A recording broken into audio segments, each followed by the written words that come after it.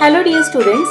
Today we are going to learn and understand the question and answers of lesson number 4 Fundamental Rights Part 1 from 7th Standard Civics. Textbook मध्ये page number 79 वर हा exercise दिलेला आहे. आजच्या व्हिडिओमध्ये या exercise मध्ये जे क्वेश्चन्स विचारलेले आहेत त्यांचे आन्सर्स आपण डिस्कस करणार आहोत. सो फर्स्ट क्वेश्चन आहे answer the following questions in brief. त्यातील फर्स्ट आहे what do you understand by the term fundamental rights. Fundamental rights याचा काय अर्थ आहे? फंडामेंटल राईट्स म्हणजे मूलभूत हक्क. मग मूलभूत हक्क ही काय टर्म आहे ती आपल्याला एक्सप्लेन करायची आहे. चला तर मग आन्सर राईट करूयात. Demanding one's right is insisting on creating an atmosphere conducive to the development of the self as well as the entire society. स्वतःच्या हक्कांची मागणी करणे म्हणजे स्वतःच्या तसेच संपूर्ण समाजाच्या विकासासाठी पोषक असे वातावरण निर्माण करण्याचा आग्रह धरणे होय. The Indian Constitution has guaranteed equal rights to all citizens in order to create this conducive atmosphere. आणि हे अनुकूल वातावरण निर्माण करण्यासाठी भारतीय राज्यघटनेने सगळ्या नागरिकांना समान अधिकारांची हमी दिलेली आहे. These rights are fundamental rights. आणि मग हे जे सगळे हक्क आहेत त्यांनाच काय म्हणतात? Fundamental rights. चला नेक्स्ट क्वेश्चन पाहूयात. Name the awards that are conferred by the government upon people for their distinguished contribution in different fields. वेगवेगळ्या फील्ड्समध्ये म्हणजे विविध क्षेत्रात उल्लेखनीय योगदान देणाऱ्या व्यक्तींना शासनातर्फे देण्यात येणाऱ्या अवॉर्ड्सची नावं सांगायची आहेत आपल्याला. चला तर मग सांगूयात. The government confers civil honors such as Padma Shri, Padma Bhushan, Padma Vibhushan and Bharat Ratna for the distinguished service in the different fields. Next question पाहूयात. Next question आहे Why is it prohibited to employ children under 14 years of age in hazardous places? Prohibited म्हणजे बंदी असणे, hazardous म्हणजे धोकादायक. 14 वर्षांखालील मुलांना धोकादायक ठिकाणी काम करण्यास बंदी का आहे? चला आन्सर पाहूयात. The constitution of India has conferred the right against exploitation. Exploitation म्हणजे शोषण आणि इंडियन कॉन्स्टिट्यूशन म्हणजे भारतीय राज्यघटना. भारतीय राज्यघटनेने शोषणाविरोधी अधिकार तयार केलेले आहेत. The child labour is a form of exploitation. आणि चाइल्ड लेबर म्हणजे बालमजुरी हा शोषणाचाच एक प्रकार आहे, हो की नाही? In order to save children from this exploitation. आणि या शोषणापासून मुलांना वाचवण्यासाठी काय केलेलं आहे इंडियन कॉन्स्टिट्यूशनने? The constitution has prohibited the employment of children below the age of 14 years in hazardous places of employment.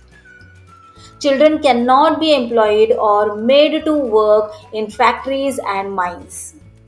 मुलांना या शोषणापासून वाचवण्यासाठी भारतीय राज्यघटनेने 14 वर्षांखालील मुलांना धोकादायक ठिकाणी कामावर ठेवण्यास मनाई केलेली आहे. मुलांना फॅक्टरीज आणि माइन म्हणजे कारखाने, खाणी.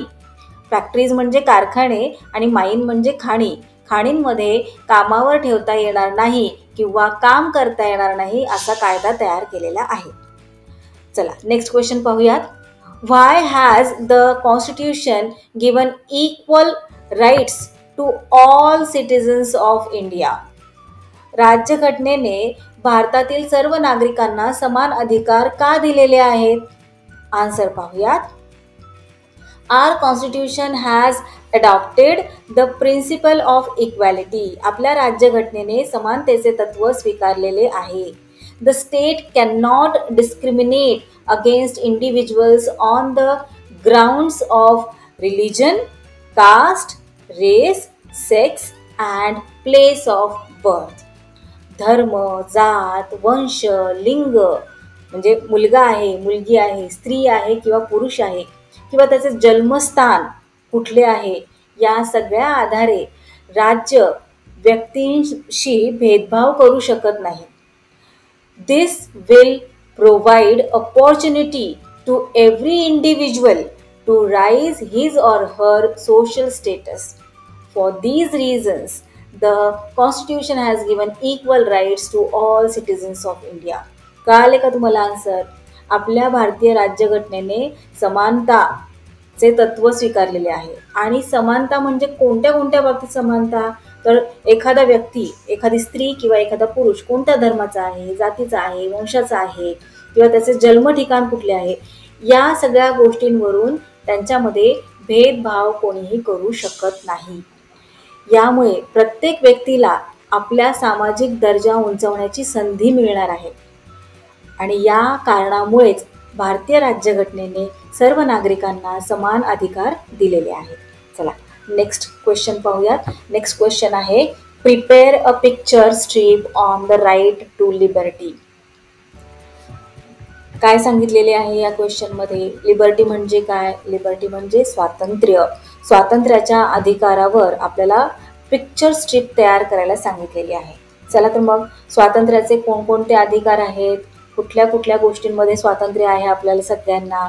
तर आपल्याला बोलण्याचे स्वातंत्र्य आहे, freedom of speech and expression, त्यानंतर freedom to assemble peacefully, freedom to form association or unions, आपल्याला असोसिएशन किंवा युनियन्स फॉर्म करता येणार आहे त्याचं स्वातंत्र्य आहे आपल्याला. त्यानंतर freedom to move freely throughout the territory of India, आपण भारतामध्ये कुठेही स्वतंत्रपणे फिरू शकतो, तो अधिकार आहे आपल्याला. बोलण्याचा अधिकार आहे, ओके नाही, सभा घेण्याचा अधिकार आहे. Freedom to reside and settle in any part of the territory of India, आपण इंडियामध्ये कुठेही राहू शकतो, त्याचे स्वातंत्र्य आपल्याला आहे. Freedom to practise any lawful profession or carry any occupation, trade or business, आपल्याला कोणत्याही प्रकारची नोकरी, व्यवसाय करण्याचा अधिकार आहे, स्वातंत्र्य आहे. चला नेक्स्ट क्वेश्चन पाहूयात. नेक्स्ट क्वेश्चन आहे question number 3, correct and rewrite the following statements. First statement आहे, no one gets rights at birth. जन्मतः कोणालाही कसलेही अधिकार मिळत नाहीत. हे स्टेटमेंट करेक्ट आहे का? नाही. जन्म झाल्या झाल्या आपल्याला बरेच अधिकार मिळत असतात. We or everyone get rights at birth. The government can deprive you of a job by discriminating on the basis of religion, sex and place of birth. हे स्टेटमेंट करेक्ट आहे का? आपण कोणत्या धर्माचे आहोत, कोणत्या ठिकाणी जन्माला आलोत, आपण स्त्री आहोत की पुरुष आहोत, या गोष्टीवरून, या आधारे गव्हर्नमेंटला आपल्याला एखाद्या जॉबपासून डिप्राईव्ह म्हणजे वंचित ठेवता येते का? तर नाही येत, हो ना. म्हणजे हे जे स्टेटमेंट आहे ते रॉंग आहे. करेक्ट स्टेटमेंट काय येणार आहे? करेक्ट स्टेटमेंट येणार आहे, the government can not डिप्राईव्ह you of a job by discriminating on the basis of religion, sex and place of birth. Next question पाहूयात. नेक्स्ट क्वेश्चन आहे question number 4, complete the following graphical description. आता इथे आपल्याला एक graphical description दिलेलं आहे, ते complete करायचं आहे. चला तर मग कंप्लीट करूयात. कशा प्रकारे आपल्याला राईट करता येणार आहे? आपल्याला माहीत आहे राईट टू लिबर्टी. फर्स्ट काय आहे? Freedom of speech. त्यानंतर काय येणार? Freedom of assembly. त्यानंतर freedom of association, freedom of movement, त्यानंतर फ्रीडम ऑफ रेसिडेंट, त्यानंतर फ्रीडम ऑफ प्रोफेशन.